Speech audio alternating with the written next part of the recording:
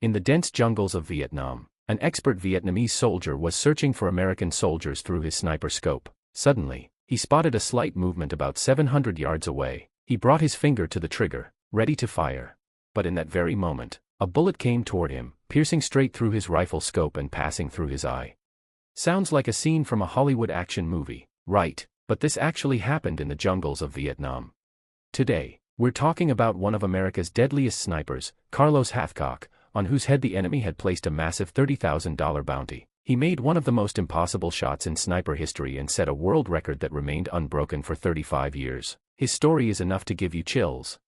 This all began in his childhood, which he spent in the forests of Arkansas. To help feed his family, he learned hunting at a very young age. He didn't know then that this struggle would one day help him save his own life, and the lives of thousands of American soldiers on the battlefield.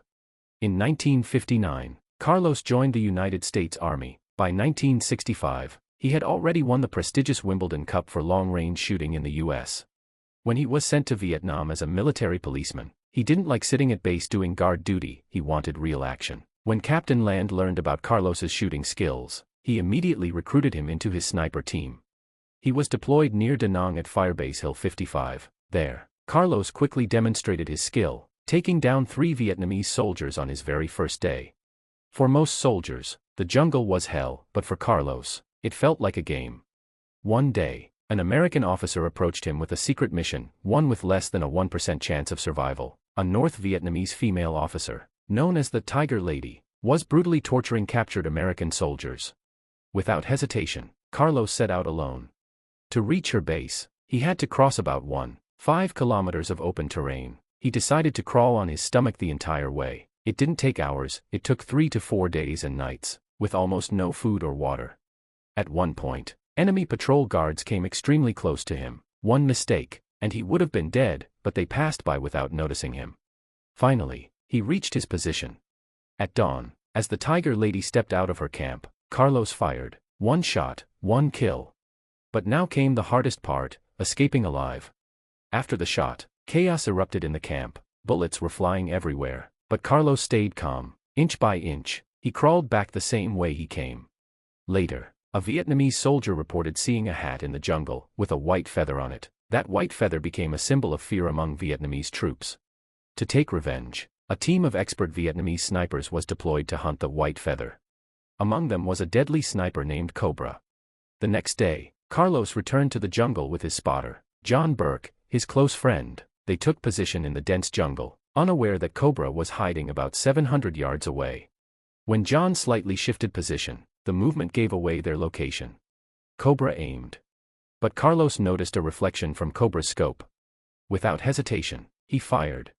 John looked through the scope, and what he saw shocked him for life. The bullet had gone straight through Cobra's scope and into his eye. Carlos didn't stop there. He continued eliminating enemy snipers one by one. When American soldiers learned about the $30,000 bounty on the white feather, many of them started wearing white feathers on their helmets, confusing the enemy completely. Carlos also set a legendary record during the Vietnam War. One day, using an M2 Browning .50 caliber machine gun fitted with an 8x scope, he spotted a tiny movement far away. He adjusted for wind, took aim, and fired. That shot traveled 2,500 yards and killed the target, an unbelievable achievement at the time. This record remained unbroken for 35 years. In 1969, Carlos was sent back to the U.S. because commanders felt he was exhausted, but within a week, he re-enlisted and returned to Vietnam, where he was made a sniper platoon commander. However, his career ended tragically.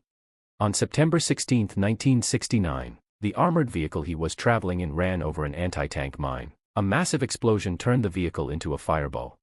Carlos was thrown out, badly burned. But when he saw his teammates trapped inside, he didn't hesitate. He went back into the flames. Despite severe burns, he rescued 7 soldiers one by one, not stopping until the last man was safe. After that, he collapsed in a rice field. His body was burned over 43%, including third-degree burns. For his incredible bravery, he was awarded the Silver Star and the Purple Heart. His combat career ended due to his injuries. But he didn't give up. Despite the pain, he helped establish the Marine Corps Scout Sniper School and trained future generations of snipers, including members of the elite SEAL Team 6. He also wrote a book called White Feather, which remains popular among aspiring snipers. Later in life, he was diagnosed with multiple sclerosis, forcing him to retire just 55 days before completing 20 years of service. Carlos Hathcock had 93 confirmed kills, but his peers believed his actual number could be between 300 to 400.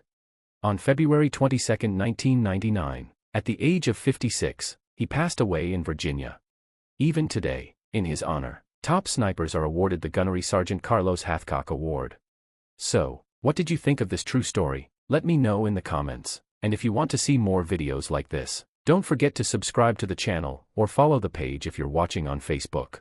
See you in the next video. Goodbye.